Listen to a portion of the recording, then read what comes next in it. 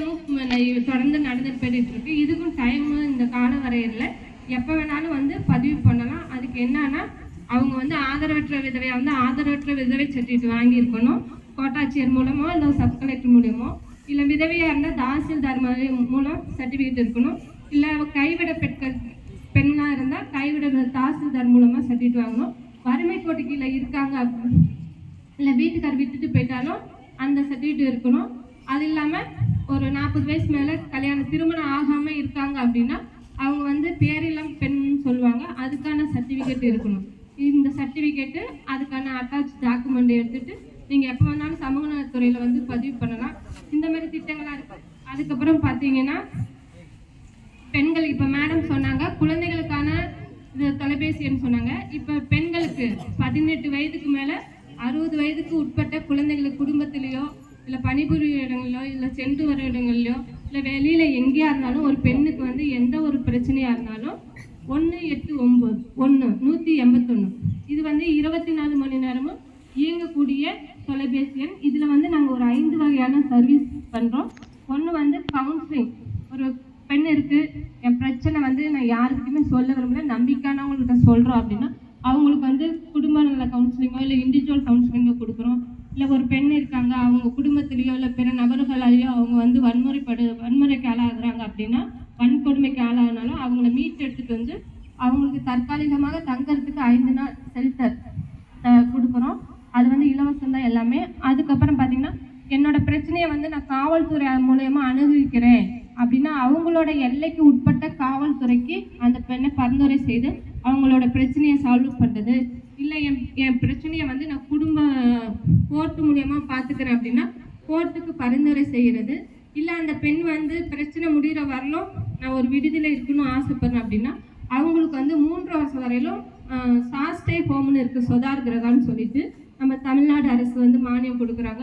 அந்த ஹோமில் வந்து அவங்கள பிரச்சனை வரலும் தங்க வைக்கலாம். இந்த மாதிரி பெண்கள் இருக்காங்க. எதுக்காக அப்படின்னா பெண்கள் வந்து வீட்டை விட்டுட்டு எங்கேயும் தவறான முடிவுக்கு போகக்கூடாது, அவங்க வந்து தடுமாறி நிற்கக்கூடாது, அவங்க இந்த சமுதாயத்தில் வந்து பாதுகாப்பாகவும் இருக்கணும், அவங்க குடும்பத்தோடு இருக்கணும் அப்படின்னு சொல்கிறதுக்காக நிறையா சேவைகள்லாம் பண்ணிகிட்ருக்கோம். அது மட்டும் இல்லாமல் முதியோர்கள் பாதுகாப்பு பராமரிப்பு சட்டம் 2007 நம்மளுக்கு பெற்றுட்டாங்க, அவங்க சொத்து சேர்த்து வைக்கல, நம்மளை நல்லா வளர்க்கலை, அதனால அவங்கள நம்மளை பார்க்கக்கூடாது அப்படின்லாம் கிடையாது. நம்மளோட பெற்றுட்டாங்க, அவங்கள கடைசி காலத்தில் நம்ம பார்த்து தான் ஆகணும். அந்த சட்டத்தில் வந்து என்ன பண்ணுறாங்கன்னா இன்னைக்கு அவங்க முதியோர் பேரில் இருக்கிற சொத்துக்களை வாங்கிட்டு பார்க்காம துரத்திட்டுறாங்க. அந்த மாதிரி வரவங்க கம்ப்ளைண்ட் கொடுக்குறாங்க எங்கள்கிட்ட. அந்த சொத்தை வந்து கேன்சல் பண்ணுறதுக்கு கூட அதிகாரம் இருக்குது அந்த சட்டத்து மூலயமா. அது மட்டும் இல்லாமல் இன்னைக்கு வந்து முதியோர்கள் இல்லை வந்து நம்ம மாவட்டத்தில் 5 இடத்துல இருக்குது. ஆதரவற்று குழந்தைங்க இருக்கிறவங்க பெற்றோர்கள் பார்த்துக்கலாம். அப்படி யாரும் இல்லை, தனித்து இருக்காங்க அப்படின்னா அந்த மாதிரி உங்களுக்கு யாராச்சும் இருந்தாங்க அப்படின்னா அந்த முதியோர்கள், அது தாத்தாவாக இருக்கட்டும் பாட்டியாக இருக்கட்டும், அவங்களோட விருப்பத்தின் பேரில் தான் நம்ம வச்சுக்க முடியும். ஒருத்தர் இருக்க மாட்டேன் அப்படின்னு சொல்கிறவரை கம்பல் பண்ணி கொண்டு வந்து நம்ம முதியோர் இல்லத்தில் வைக்க முடியாது. அந்த மாதிரி யார் இருந்தாலும் முதியோர்களுக்கான ஹெல்ப்லைன் இருக்குது, 145667. அதுவுமே வந்து ஹெல்ப்லைன் 24 மணி நேரமும் இயங்கக்கூடிய ஒரு தொலைபேசி எண் தான். அந்த ஹெல்ப்லைனுக்கும் நம்ம வந்து முதியோர்கள் வச்சுக்கலாம். என்ன ஒன்றுனா அவங்களோட தேவைகளை அவங்க பார்த்துக்கணும் முதியோர்கள். அந்த மாதிரி இருக்கிறவங்களுக்கு இது பண்ணலாம். இல்லை அந்த மாதிரி சொத்துக்கள் வந்து பறிமுதல் பண்ணிட்டாங்க, வாங்கிக்கிட்டு பார்க்க மாட்டேங்கிறாங்கன்னா ஸோ இப்போ நிறைய ஹெல்ப்லைன் தெரிஞ்சுக்கிட்டீங்களா? என்னென்ன ஹெல்ப்லைன் எனக்கு தெரிஞ்சுக்கிட்டோம். Very good. 1098 1098 அது வந்து யாருக்கு? தாத்தா பாட்டிக்கு, சீனியர் சிட்டிசன், அவங்களுக்கு வயசானவங்க அப்படின்னு சொல்லக்கூடாது. அவங்களை என்ன சொல்லணும்? 60 வயசு மேல இருக்கிறவங்கள சீனியர் சிட்டிசன். அந்த ஹெல்ப்லைன். அப்புறம் பெண்களுக்கான ஹெல்ப்லைன் சொன்னாங்களே, என்ன ஹெல்ப்லைன்?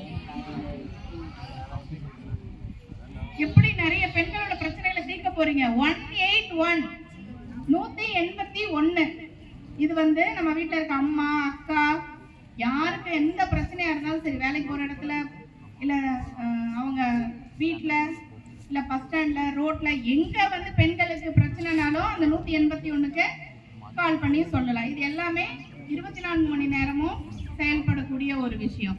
அடுத்து சைபர் கிரைம்க்கு ஒரு நம்பர் இருக்கு தெரியுமா? 1930. இது வந்து சைபர் கிரைம். அதுல வந்து நீங்க பதிவு பண்ணலாம். இன்னும் ஒரு முக்கியமான விஷயம், ட்ரக் ஃப்ரீ தமிழ்நாடு அப்படின்னு இருக்கு. ட்ரக் ஃப்ரீ, நிறைய போதைப் பொருட்கள், நிறைய விஷயங்கள் வெளியில நடக்குது. அதுல இருந்தெல்லாம் நம்மளை பாதுகாத்துக்கணும். ஆனா நான் வந்து கம்ப்ளைண்ட் பண்ணணும், என் பேர் வெளியே வரக்கூடாதுன்னா அதுக்கு ஒரு ஆப்பே இருக்கு.